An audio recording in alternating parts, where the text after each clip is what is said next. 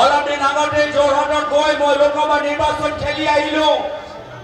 আৰু যোৰহাটৰ ভিতৰত মই দেখা পালো যে সমগ্ৰ যোৰহাটবাসী ৰাইজ আজি ৰণত আহি আজি বিজেপি দলটোক পৰাজিত কৰিছে ৰাইজ আজি আমাৰ লগত আছে একেখিনি কথা মই নগাঁৱত গৈ দেখিলো একেখিনি পৰিৱেশ মই কাজিৰঙাত পালো একেখিনি পৰিৱেশ মই কৰিমগঞ্জত দেখা পালো একেখিনি পৰিৱেশ মই যোৱাকালি ধুবুৰীত দেখা পালো আৰু আজিও বৰক্ষেত্ৰী ময়দানত আহি একে পৰিৱেশ দেখা পাইছো ৰাইজ আমাৰ লগত আছে আৰু দিছপুৰৰ বাইদেউ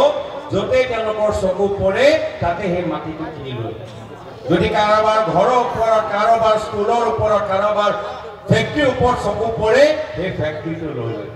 যদি কাৰোবাৰ বাগানৰ ওপৰত চকু পৰে বাগানটো আটাইতকৈ বেছি ভাল পায় সেই বাগানটো তেওঁলোকে লৈ লয় কিন্তু আপোনালোকক কৈছো কংগ্ৰেছৰ ইস্তিহাৰ ভালকৈ পঢ়ক কংগ্ৰেছৰ যিখিনি কথা কয় সঁচা কয়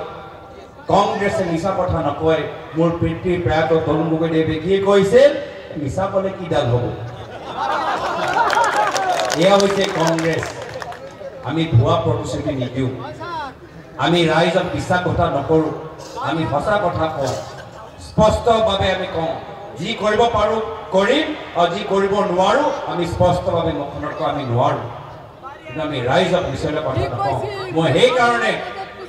মই আপোনালোকক অনুৰোধ জনাইছোঁ কংগ্ৰেছৰ নিৰ্বাচনী ইস্তিহাৰ ভালকৈ অধ্যয়ন কৰক তাত ৰাহুল গান্ধী ডাঙৰীয়া প্ৰিয়ংকা গান্ধী ডাঙৰীয়ানীয়ে স্পষ্টভাৱে উল্লেখ কৰিছে কি কংগ্ৰেছৰ নেতৃত্বত ইণ্ডিয়া লাইন চৰকাৰ হ'লে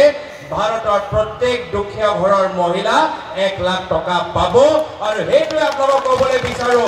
যদি বাস্তৱভাৱে অসমৰ মহিলা লক্ষপতি বাইদেউ হ'বলৈ বিচাৰে তেতিয়া আপোনালোকৰ সন্মুখত এটাই বিকল্প ভাৰতীয় জাতীয় কংগ্ৰেছ পাৰ্টি হাতৰ চিন